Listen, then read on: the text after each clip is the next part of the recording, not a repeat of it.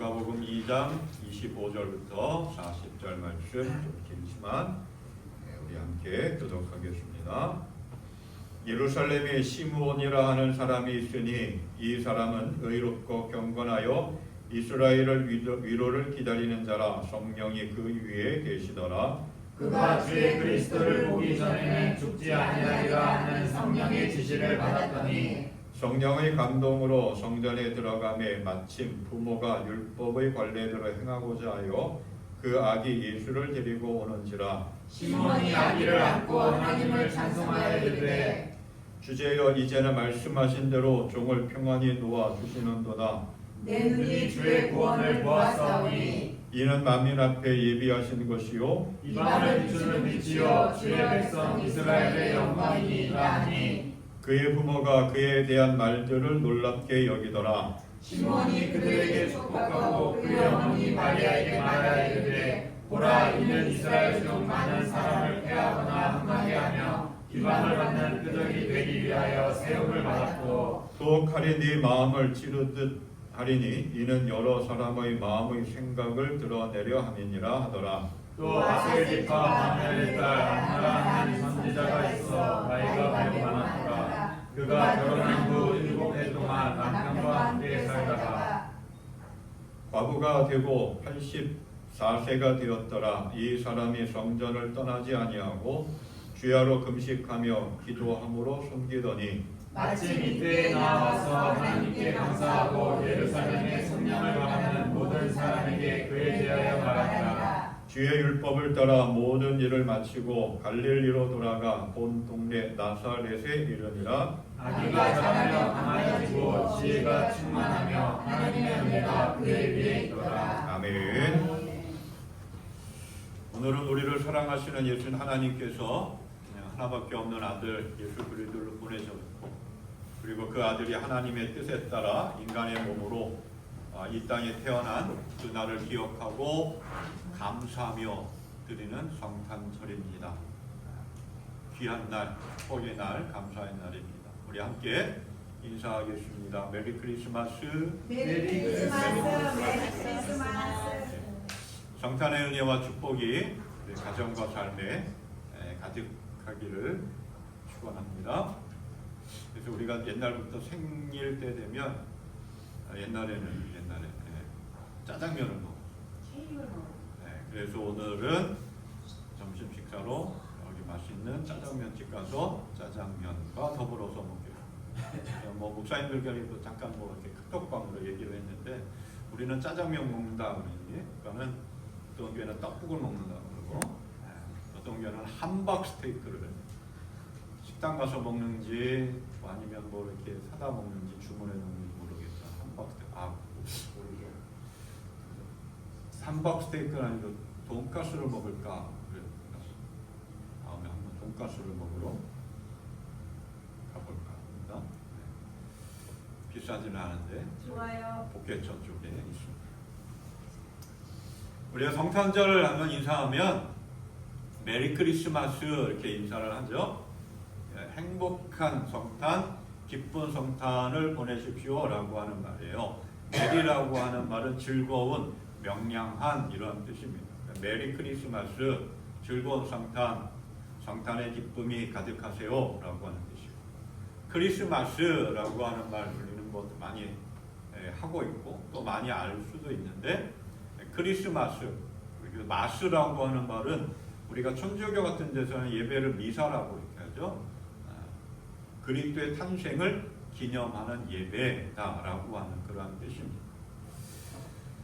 그러면서 한번 생각해 봤습니다. 우리가 성탄절 되면 자주 들려오는 두 개의 단어가, 대표적으로 두 개의 단어가 있습니다. 그 첫 번째 하나가 뭐냐 하면 노엘이라고 합니다. 노엘. 우리가 찬송가 예배 끝나고 찬송가도 부를 텐데, 찬송가 123장 저들밖에 한밤중에라고 하는 그 찬송에 후렴구 노엘 4번 반복됩니다. 노엘이라고 하는 말이 뭘까라고 하는 말인데, 노엘이라고 하는 말은 라틴어, 프랑스 말인데 라틴어 나탈리스라고 하는 단어에서 파생된 것으로 탄생이라고 뜻이라고 합니다. 그래서 프랑스에서는 주아유 노엘이라고 하는 말로 인사를 한다고 합니다. 메리 크리스마스랑 똑같은 의미예요. 즐거운 성탄 되세요.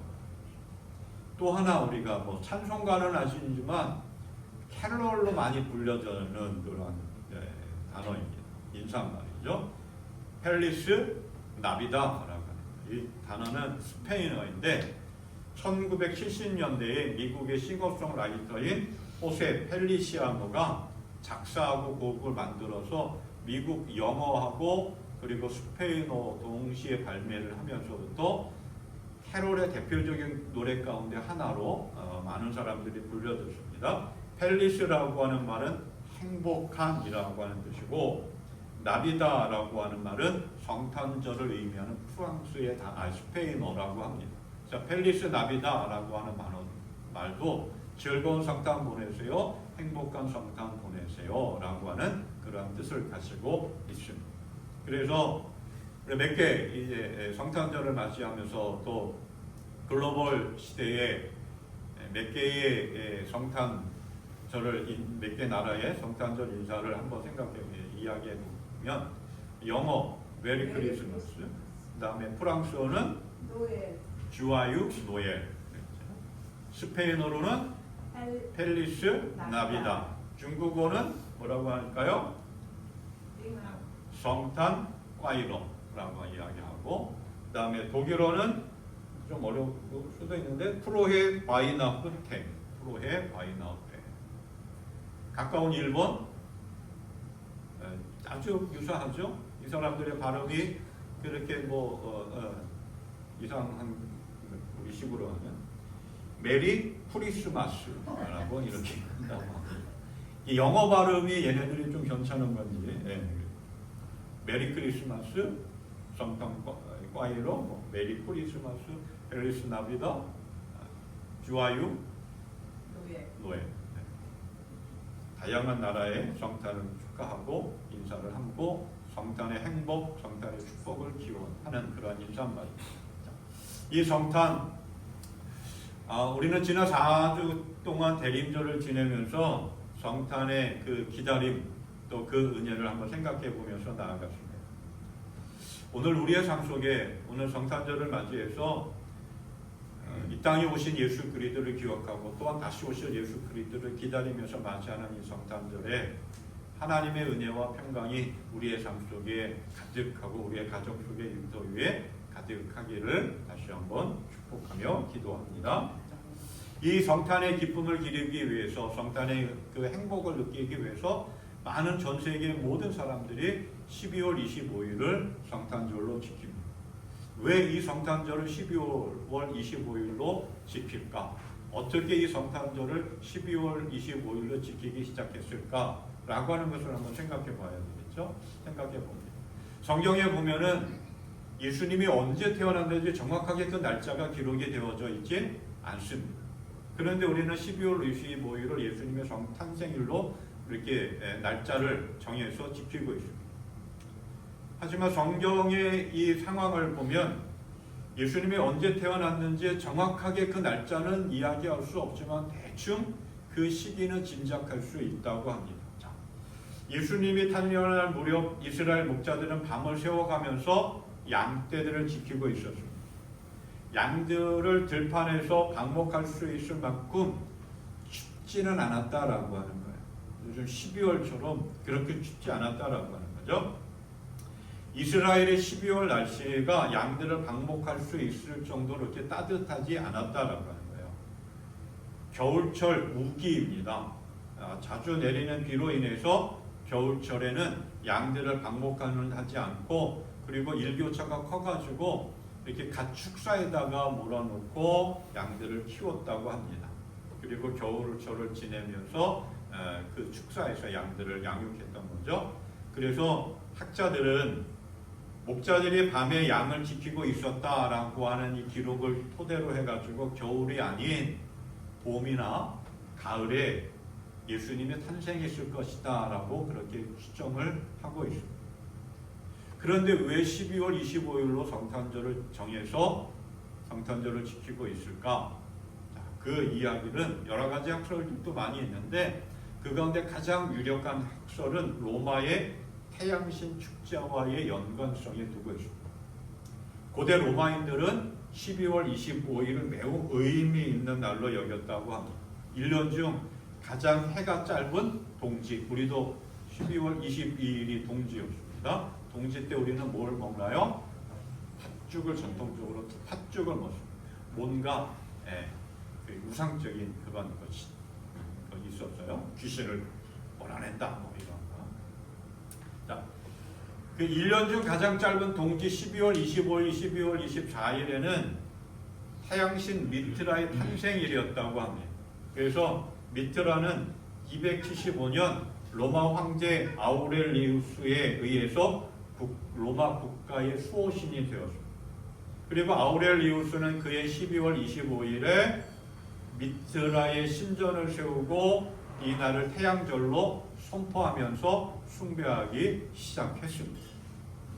이후에 그 기독교를 로마 국교로 선포한 그 황제 콘스탄티누스도 예외 없이 12월 25일에 미트라 신을 섬기는 숭배하기 위해서 제의를 행했고, 그리고 일요일을 국가 공휴일로 정하면서 그러면서도 이 존경스러운 태양의 날이라고 선포하면서 태양 숭배의 전통을 이어갔습니다.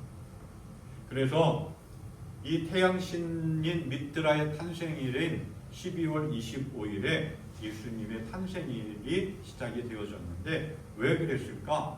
이렇게 얘기하면 그 교회사에 따르면 고대 로마에는 12월에 크게 세 개의 어떤 축제가 있었다고 합니다. 사르투날리아, 그리고 시길라리아, 부르말리아라고 하는 축제가 있었는데 그 가운데 사르투날리아는 12월 25일까지 열리는 축제였습니다. 태양신을 숭배하는. 그래서 로마 신화에 나오는 농사의 신인 사르투누스를 기리는 날이었습니다. 그래서 이 축제 기간에 모든 사람들이 빈부귀천을 막론하고 그 축제를 즐겼고 그 신을 숭배했습니다. 그러면서 당시 로마가 국교화되고 많은 사람들이 복음을 전파하는 가운데서 로마인들이 섬기는 빛의 신인 미트라와 그리고 세상의 빛으로 오신 예수 그리스도와 연관성을 갖기를 시작합니다. 그러면서 이 많은 그리스도인들이 빛의 신이라고 이 숭배, 타양의 신이었던 그 미트라의 탄생일과 연관져 가지고 정말 진정한 세상의 빛은 누구냐? 예수 그리스도다라고 하는 의미를 부여하면서 12월 25일 그날을 성탄절, 예수님이 탄생일로 그렇게 섬기기 날짜를 정해서 성탄절로 지키기 시작을 했습니다. 그래서 그 336년에 로마 교황인 율리우스 1세는 12월 25일을 성탄절로 기록을 하면서 그때부터 이제 성탄절을 지키기 시작했고, 또 뭐 기록에 의하면 345년 필로칼루스 연대기에서 공식적으로 12월 25일을 성탄절로 지키기 시작을 했다고 합니다. 그래서 이렇게 이러한 이야기를 통해서 간혹 우상 숭배하는 우상의 그 태양신인 미트라가 태어난 날을 왜 성탄절로 지켜야 되느냐라고 하면서 뭐 반대하고 하는 그러한 사람들이 간혹 있습니다. 어떻게 그럴 수 있는? 근데 뭐 그런 그 반대론 또 이야기하는 분들은 뭐 그게 중요하냐? 세상에 빛으로 오신 예수 그리스도 그분을 기리는 날로 성탄절을 기념해서 세상의 참빛으로 기억하고 감사하며 드려진 성탄절이 더 중요하지 않느냐라고 하면서 성탄절의 의미를 더 부여하는 그러한 분들도 있습니다. 자, 그러면 이렇게 성탄절이 12월 25일로 지켜졌는데 우리나라는 언제부터 성탄절을 지키게 되었느냐라고 하는 것을 한번 또 생각해 봐야 되겠죠. 우리나라에 처음 복음이 전파된 것은 공식적으로는 1885년 아펜젤로 선교사와 언더우드 선교사가 제물포항을 통해서 들어오면서부터 복음이 전파되기 시작했습니다. 그런데 기록에 보면 1884년 의료 선교사로 우리나라에 들어왔던 그러니까 알렌 선교사가 그에 들어와서 처음 그 일기장에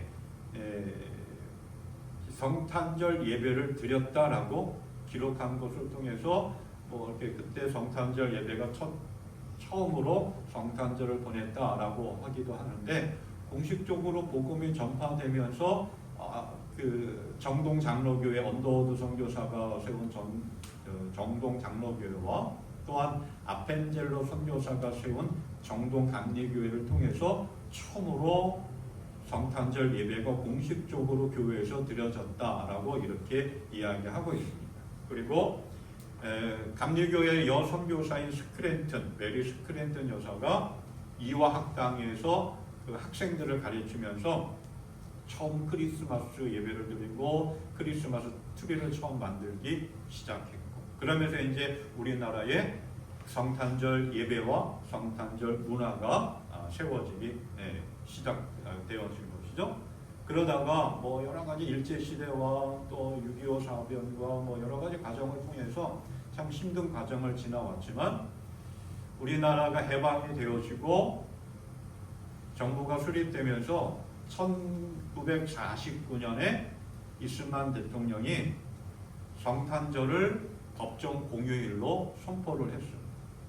그래서 그때부터 성탄절이 법정 공휴일로 지정이 되어졌고, 모든 우리나라의 모든 사람들이 이날 12월 25일을 성탄절로 지키고 공휴일하면서, 또한 연말연시와 연결이 되면서 좀 안 좋은 문화도 많이 만들어지면서 성탄절을 지키고 있습니다. 이 성탄절이 어떻게 시작이 되어졌고 어떠한 의미로 우리에게 다가오는지, 이 역사적 성탄절이 정해져 있는 그 배경과 상황을 통해서 보면, 예수 그리스도는 정말 세상의 빛으로 이 땅에 오셨고 우리에게 삶의 소망과 살아갈 길을 열어주신 분이다라고 하는 것이죠. 그 예수 그리스도의 탄생을 기억하고 감사하며 축하하며 드려지는 것이 성탄절입니다. 그래서 오늘 누가복음 2장 말씀을 보면 아기 예수가 태어난 첫 번째 그 성탄의 모습을 우리에게 이야기해 주고 있습니다. 그 시작이 어떠느냐? 1절부터 3절 말씀에 이렇게 이야기하고 있습니다.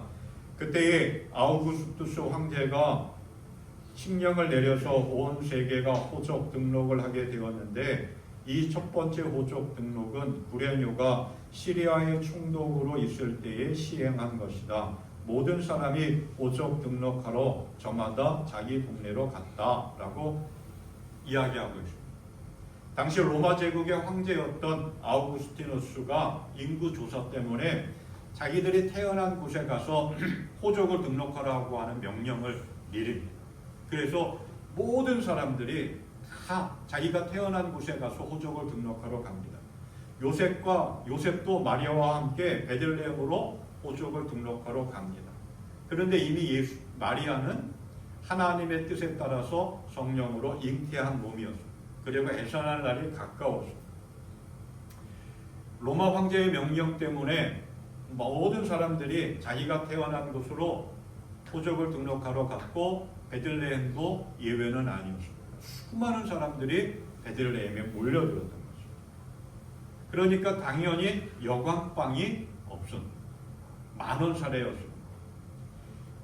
요셉과 마리아가 베들레헴에 들어섰을 때 이미 마리아는 만삭이 되었고 해산의 진통이 오기 시작을 했습니다. 마리아는 물론이고 요셉도 정말 마음이 다급했습니다. 초조했습니다. 그래서 여관방마다 문을 두드리면서 우리 아내가 이제 해산할 때가 되었으니까 좀 방 좀 달라고 요구했지만 어느 누구도 방을 줄 사람이 없었습니다. 줄 수 있는 상황도 아니었지만 그러한 마음조차 없었던 거죠. 그래서 나온 유명한 연극이 있는데 그게 뭐냐? 빈방 없습니다 라고 합니다. 근데 요즘은 그것을 좀 새롭게 각색해가지고 각색이라기보다는 새롭게 빈방 있습니다라고 하면서 우리의 마음을 열게 하는 그런 드라마 연극도 나오고 있는 것 같습니다. 예루살렘이 만원이 사람들이 너무나 많아서 방을 구할 수가 없었던 거예요. 그래서 할 수 없이 요셉과 마리아는 이제 임박한 해산 때문에 그저 궁여지책으로 마구간을 찾습니다. 그리고 거기에 짐승의 먹이통이었던 구유에 지푸라기를 깔고 담요를 깔고 아기를 출산을 하게 됩니다. 하늘의 영광스러운 그 보좌를 버리고 낮고 낮은 모습으로 정말 비참한 모습, 그렇죠? 정말 어처구니 없는 모습으로 아기가 태어납니다. 방도 없고 또 적절한 어떠한 응급처치도 없이 냄새나고 쾌쾌하고 그리고 보잘것없는 그곳에 아기가 태어난 거예요. 그 모습을 본 요셉과 마리아의 마음은 어땠을까요? 아마 이렇게 따지지 않았어요. 이게 정말 하나님의 뜻입니까? 이게 정말 하나님의 계획입니까? 하나님 앞에 막 따질 수도 있었고 말로 형용할 수 없는 그 비참하고 초라한 모습 속에 있는 자신들을 보면서 얼마나 한탄스러웠을 것이고 태어난 아기를 보면서 얼마나 미안한 마음이 들었을까라고 생각해 보게 되죠. 아기 예수가 태어났을 때 목자들은 들에서 양을 밤새도록 양을 지키고 있었습니다. 그 양을 지키고 있는 목자들에게 천사들이 나타나서 온 인류를 구원한 메시아의 탄생에 대해서 그 소식을 전해줍니다. 10절 12절 말씀 두려워하지 말아라. 나는 온 백성에게 큰 기쁨이 될 소식을 너희에게 전해준다. 오늘 다윗의 동네에서 너희에게 구주가 나셨으니 그는 곧 그리스도 주님이시다. 너희는 갓난아기가 포대기에 쌓여 구유에 누워있는 것을 볼 터인데 이것이 너희에게 주는 표적이다. 천사들의 이야기를 듣는 목자들은 두려웠습니다. 어떻게 해야 될지 몰랐습니다. 하지만 그들은 서로 의논한 채 자 우리가 베들레헴에 가서 주께서 천사가 우리에게 알려주신 것을 확인하자라고 결의하고 양들을 놔두고 베들레헴을 향하여 걸어갑니다.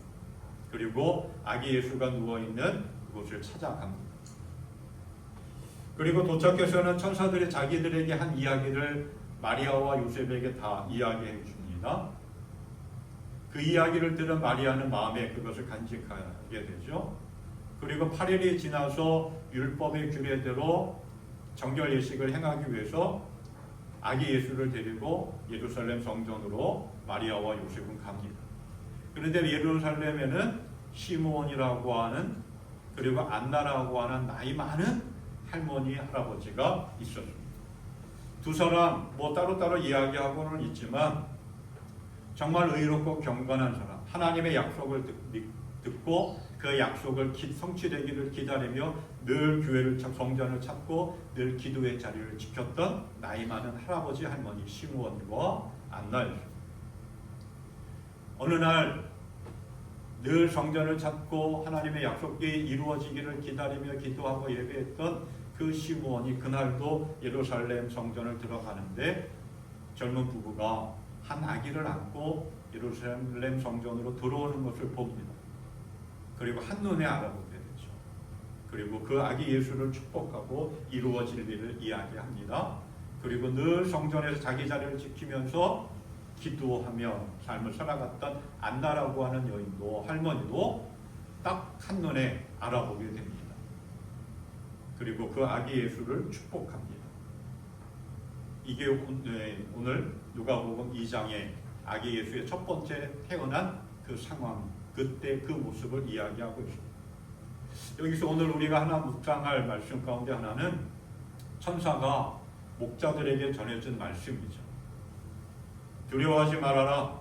나는 온 백성에게 미칠 온 백성에게 큰 기쁨이 될 소식을 너희에게 전해준다. 가장 높은 곳에서는 하나님께 영광이요 땅에서는 주께서 기뻐하시는 사람들 중에 평화로다. 분명 지금 예수님이 아기가 태어난 그 모습은 첫 번째 성탄의 그 모습은 너무나 초라하고 너무나 비참한 상황입니다. 정말 마음 아픈 상황입니다. 그런데 천사가 목자들에게 전해준 것은 가장 기쁜 소식이라고 하는 거예요. 모든 사람들에게 미칠 가장 기쁜 소식이라고 하는 거예요. 어떻게 그 초라하고 볼품없는 탄생이 기쁜 소식이 될 수 있을까?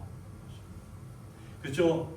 아기가 누워있는 그 모습을 보면 천사들의 음성을 듣고 찾아온 몇 명의 목자들, 그리고 별자리를 보고 찾아온 동방에서 온 박사들, 천문학자들, 그리고 아무것도 모른 채 멀뚱히 눈만 껌뻑껌뻑이고 있는 몇몇의 짐승들, 그리고 해초로운 그 모습 속에 누워있는 아기를 바라보는 엄마 마리아와 아버지 요셉뿐이었어요.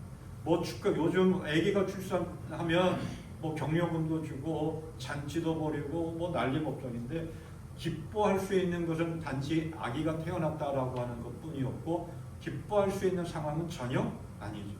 그런데 천사가 우리에게 전해주는 소식은 가장 기쁜 소식이라고 하는 거예요. 가장 복되고 좋은 소식이라고 하는 거죠. 왜 그럴까요? 이렇게 이야기하고 있죠. 오늘 다윗의 동네에서 너에게 구주가 나셨으니 그는 곧 그리스도 주님이시다. 메시아 구원자가 태어났기 때문에 가장 기쁜 날이다라고 하는 거예요. 가장 기쁜 소식이라고 해요. 그래서 성탄은 기쁨의 소식입니다. 성탄절은 기쁨의 날입니다. 그냥 단지 장사하는 사람들이 물건을 많이 팔고 음식도 나누고 그리고 뭐 선물을 주고받고 성탄 추리를 만들고 기쁨의 노래를 부르고 잔치 부르는 것, 그래서 기쁨의 날이 아니라 성탄절은 정말 기쁨의 날인데 왜 기쁨의 날이냐? 하나님의 아들, 하나님 그 본질이 연약한 인간의 몸을 입고 낮고 낮은 모습으로 우리에게 오셨기 때문에, 나를 사랑하시는 그 주님이 나와 함께하기 위하여 오셨고 나의 죄와 허물을 다 용서하시기 위하여 이 땅에 인간의 몸을 입고 오셨기 때문에 그게 가장 기쁘고 복된 소식이라고 합니다. 그냥 장사가 잘 되고 하루 놀고 연말연시와 연결돼가지고 그냥 즐겁게 놀고 흥겹게 지내는 그러한 것이 아니에요. 그래서 기쁘고 행복한 날이 아니라 구원하기 위하여, 나의 죄와 허물을 씻어주기 위하여, 사망의 음침한 골짜기에 나를 건져주시기 위하여, 나와 함께하기 위하여 그 사랑으로 오셨기 때문에 이 성탄은 그 세상의 어떤 날보다 가장 기쁘고 가장 복된 날인 줄 믿습니다. 그래서 예루살렘 성전에서 하나님의 약속을 믿고 기다리는 시므온과 안나, 그 나이 많은 할아버지 할머니가 그 아기 예수를 바라보면서 너무나 기뻐했던, 너무나 감사했던 거예요. 그리고 천사가 이렇게 찬양을 하고 있는 거예요. 가장 높은 곳에서는 하나님께 영광이요 땅에서는 주께서 기뻐하시는 사람들 중에 평화. 하나님께 영광이고 참된 평화의 기쁨의 소식이 전해졌습니다. 이 성탄의 기쁨을 우리는 누리며 그리고 그 성탄의 기쁨을 나누는 복된 삶이 될 수 있기를 간절히 소망합니다. 그러면 오늘 말씀과 연관져서 이 성탄의 기쁨을 지속하면서 우리는 믿음의 성장을 이루어 가야 합니다. 시므온과 안나도 보면 성탄의 기쁨을 누리고 그냥 거기서 만족한 것이 아니라 그 기쁨 속에서 믿음의 성장을 이루었습니다. 어떻게 성탄의 기쁨 속에서 믿음의 성장을 이루어갈 수 있을까? 그 첫째는 시므온처럼 성령의 인도하심을 받아야 합니다. 오늘 시므온이라고 하는 나이 많은 할아버지를 소개하고 있습니다. 그 할아버지 시므온이라고 하는 사람을 뭐라고 어떻게 소개하고 있느냐? 25절 말씀. 그 사람은 의롭고 경건한 사람으로 이스라엘이 받을 위로를 기다리고 있었고 또 성령이 그에게 임하였다라고 말씀합니다. 시므온은 경건하고 의로운 사람이라고 이야기합니다. 하나님의 약속, 하나님의 말씀, 네가 죽기 전에는 그리스도를 볼 것이다 라고 하는 그 약속을 믿고 기다렸습니다. 소망 가운데 삶을 살아갔습니다. 그러면서 이야기합니다. 성령이 그에게 임하였다. 그날도 이 아기 예수를 만나는 그날도 성령의 인도하심을 따라 성전에 들어갔다라고 이야기하고 있습니다. 한마디로 시므온은 성령 충만한 사람, 하나님의 영의 인도함을 받고 하나님의 뜻에 따라 삶을 살아가고 하나님의 약속의 말씀을 믿고 소망 가운데 삶을 살아가는 사람이었습니다. 그러니까 한눈에 아기 예수를 알아볼 수 있었던 거죠. 바울 사도가 우리에게 이렇게 이야기합니다. 하나님의 영으로 인도함을 받는 사람은 누구나 다 하나님의 자녀입니다. 그래서 성령의 충만함을 받으라고 이야기합니다. 예수님께서도 이렇게 말씀하셨어요. 그러나 그분 곧 진리의 영이 오시면 그가 너희를 모든 진리 가운데로 인도하실 것이다. 하나님의 사람은 성령의 인도함을 받는 삶을 살아가야 되는 거죠. 늘 하나님의 말씀에 따라 삶을 살아가고 하나님의 인도하심을 따라 하나님의 말씀하시는 대로 삶을 살아가고 그 말씀을 떠나지 않아요. 그래야 시므온이 아기 예수를 만난 것처럼 언제나 우리의 삶 속에 손 내밀고 다가오시는 예수 그리스도를 만날 수가 있습니다. 예수 그리스도를 만나야 복된 삶을 살아가고 승리하는 삶을 살아갈 수가 있고 예수 그리스도와 함께하는 삶을 살아갈 때 우리의 믿음은 건강하게 성장하고 배우고 확실한 일에 거할 수 있는 온전한 믿음의 삶을 살아갈 수가 있습니다. 우리도 늘 성령의 인도하심을 받는 말씀에 충만하고 늘 깨어 기도하면서 성령의 인도하심을 따라 걸어가며 우리의 삶 속에 다가오시는 예수님을 만나고 행복한 인생 걸어갈 수 있기를 바랍니다. 성탄의 기쁨을 누리면서 믿음의 성장을 이루기 위해서는 또 하나 안나처럼 늘 기도의 자리를 지키면서 삶을 살아가야 합니다. 안나라고 하는 이 여인 할머니를 소개하는데 이렇게 이야기하고 있죠. 아셀 지파에 속한 바누엘의 딸이라고 합니다. 아셀 지파는 북이스라엘에 속해 있는 10개 지파 가운데 하나였습니다. 북이스라엘은 하나님의 말씀을 떠났습니다. 하나님을 온전히 예배하지 않았습니다. 우상을 숭배했습니다. 그러다가 아수르에 의해서 멸망했습니다. 그런데 그 멸망한 족속들 가운데 멸망한 나라 가운데 하나님께서 사람을 남겨두셨다라고 하는 거예요. 누구냐? 바누엘의 딸이라고 하는 그 한 사람. 그러니까 아셀 지파에 누군가를 남겨놓고 그 남겨놓은 신앙의 유산이 바누엘의 딸까지 갔다라고 하는 거예요. 그 이름이 누구냐? 안나라고 합니다. 헬라식으로는 안나고 히브리식의 이름은 한나라고 합니다. 성경에서 많이 나오는 이름이죠. 그러니까 흔한 이름이에요. 철수, 영희 뭐 이런 이름처럼 흔한 이름이에요. 평범한 사람이었어요. 그런데 그 안나라고 하는 이 사람이 할머니가 나이가 어느 정도 되느냐? 뭐 오늘 성경 말씀에 따라서 84세가 되었다 아니면 그 이상이다 라고 이야기하는데 대략 이렇게 봅니다. 보통 그 당시 결혼 연령이 뭐 14세에서 16세 뭐 이렇게 돼요. 그런데 7년 동안 남편과 삶을 살아가다 결혼 생활 7년 만에 남편이 사망합니다. 별세했어요. 그리고 성경 말씀을 보니까 84살이 되도록 혼자 살았다라고 하는 거예요. 이게 지금 84세인지 아니면 과부가 되어서 84년을 살았는지 정확하게 알 수는 없지만 하지만 이렇게 생각해 보는 경우도 있어요. 14살에 결혼해서 7년 동안 남편과 살고 84년 동안 과부로서 혼자 살았다. 14살, 7년, 84년 더하면 대략 105세가 되었다라고 이야기하기도 합니다. 뭐 나이를 떠나서 정말 나이 많은 할머니였어요. 그런데 이 나이 많은 할머니가 성전을 떠나지 않았다고 해요. 성전을 떠나지 않았다라고 하는 말은 그냥 그 자리를 지켰다라고 하는 거예요. 믿음의 자리를 지켰다라고 하는 거예요. 기도의 자리를 지켰다라고 해요. 예배의 자리를, 사명의 자리를 끝까지 지켰다라고 하는 거예요. 얼마나 나이 많은 할머니가 얼마나 힘들었겠어요. 몸도 아플 수도 있었고 정말 힘들었겠죠. 그런데 메시아를 기다리는 그 믿음으로 그 믿음의 자리를 놓지 않았어요. 그래서 아기 예수를 한눈에 알아볼 수 있었어요. 오늘 성탄의 기쁨을 누리면서 우리도 믿음의 성장을 이루어 가야 되는데 믿음의 성장을 이루어 나가기 위해서 어떻게 되느냐? 나의 믿음의 자리를 끝까지 지켜. 아무리 힘들고 어려워도 아무리 바빠도 분주해도 빼앗기지 말아야 할 믿음의 자리가 있어야 됩니다. 예수님이 부활하셨습니다. 그때 제자들을 다 있었는데 오직 한 사람만 없었어요. 누가? 도마만. 그래서 제자들이 야 우리 부활하신 예수님 만났어. 예수님이 부활하셨어. 했을 때 도마는 믿지 않고 뭐라고 이야기해요? 내가 직접 예수님의 손에 난 못자국을 만져보고 옆구리에 난 창자국을 만져봐야 나는 믿을 수 있어.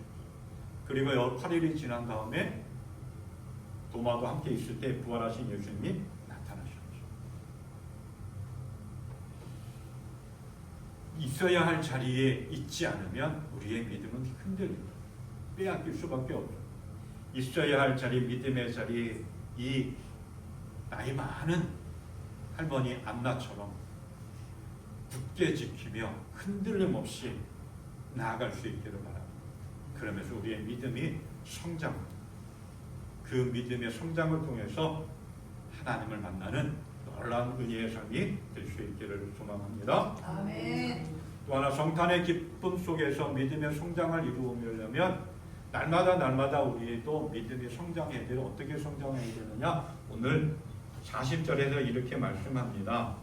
아이가 자라가며 강하여지고 지혜가 충만하며 하나님의 은혜가 그의 위에 있다. 52절에 보니까 또 이렇게 이야기해요. 예수는 지혜와 키가 자라가며 하나님과 사람에게 더욱 사랑스러워 가시다. 그러니까 예수님은 어린 시절 예수님의 이야기를 아주 짤막하게 소개하고 있는 것이 여기 40절서부터 52절의 말씀이에요. 그러니까 예수님은 어렸을 적부터 지혜가 자라고 그러니까 몸이 튼튼하게 자라고 지혜롭게 자라고 심성 정신적으로도 바르게 균형 있게 제대로 잘 자라나갔다라고 하는 거예요. 예수님의 탄생을 보면 어느 누구로부터도 환영받지 못했어요. 알아주지도 못했어요. 그 예수님의 생애도 보면 어느 누구도 환영해주지 않고 알아주지 않았어요. 그러니까 예수님의 생애는 평탄한 인생이 아니었던 거죠. 우여곡절이 많았습니다. 행복에 가득한 인생은 아니었어요. 하지만 그러한 예수 그리스도 예수님 어린 시절부터 부모의 지극한 사랑 속에서 잘 자랐어요. 균형 있게 잘 자라고 건강하게 잘 자랐어요. 어린 아이가 태어나서 어저께 생로병사 잠깐 보니까 심장이 바깥으로 나온 아이, 뭐 이렇게 심장이 안에 있어서 잘 뛰고 이렇게 해야 되는데 그렇지 못한 아이들이 잠깐 그런 아이들이 나왔어요. 아이가 태어나서 건강하게 육체적으로만이 아니라 정신적으로도 또 마음적으로도 지식적으로도 건강하게 균형 있게 잘 자라나는 것은 모든 부모의 간절한 소망이고 기쁨입니다. 예수님은 어린 시절부터 건강하게 지혜롭게 잘 자라 부모에게 순종했고 부모의 기쁨이 되었어요. 그런 것처럼 우리의 믿음도 건강하게 잘 자라나가야 되죠. 그래서 바울 사도는 우리에게 이야기합니다. 그리스도의 장성한 분량에까지 이르러 믿음의 진보를 이루고 믿음이 퇴보되지 않냐고 건강하게 잘 자라나가라고 하는 거예요. 그러기 위해서는 늘 이 시므온과 안나, 이 나이 많은 두 할머니 할아버지처럼 늘 기도하며 믿음의 자리를 지키고 늘 말씀을 읽고 말씀을 가까이 하고 묵상하면서 배우고 확실한 일에 거할 때 우리의 믿음은 성장할 수밖에 없습니다. 우리의 믿음은 성장해야 돼요. 자라나야 돼요. 우리 지난 성찬절을 앞두고 지난 4주 동안 대림절을 지냈습니다. 대림절을 지내면서 이 땅에 오신 예수님을 기억하고 감사하며 그리고 다시 오실 예수님을 기대하면서 4주 동안 지냅니다. 그러면서 우리의 신앙을 점검하고 우리의 신앙을 다시 한번 회복하는 그런 기간이 되어야 됩니다. 그리고 이제 2026년이라고 하는 새로운 한 해를 맞이해야 되는데 새로운 한 해도 우리는 믿음의 진보를 이루기 위해서 하나님을 가까이 하고 말씀 안에 거하고 늘 믿음의 자리를 지켜야 됩니다. 성탄은 정말 기쁨의 날입니다. 그러나 그 기쁨만 간직한 채 기쁨에 머물러 있는 그러한 믿음의 삶이 아니라 그 기쁨을 뛰어넘어서 우리의 믿음이 성장하고 그 기쁨을 흘려보내고 나누는 그러한 정말 기쁨과 평화와 은혜가 가득한 성탄절. 그래서 건강한 신앙으로 열매 맺으며 하나님께 영광 돌리는 그러한 온전한 믿음의 삶을 살아감으로 인해서 참된 성탄의 기쁨과 축복을 누리는 우리의 삶이 될 수 있기를 주님의 이름으로 축원합니다. 네. 나같이